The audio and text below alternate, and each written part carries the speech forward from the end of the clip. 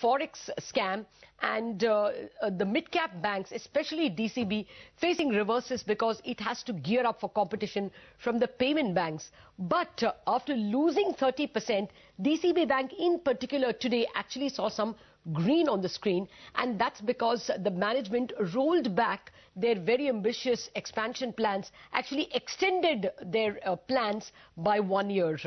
Ekta Batra is here to detail why she thinks the bank recovered some of the lost ground. Ekta.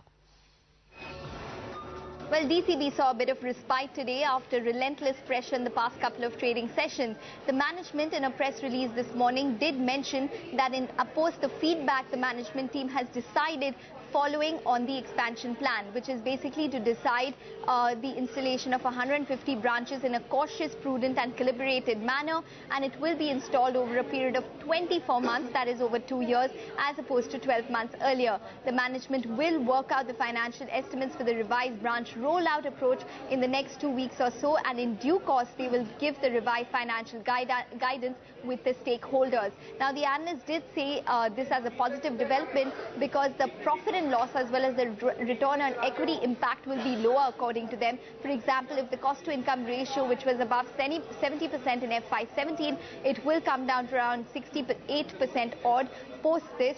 However, they will still wait to revise their target price as well as EPS estimates more formidably post 2 weeks once they get more financial information.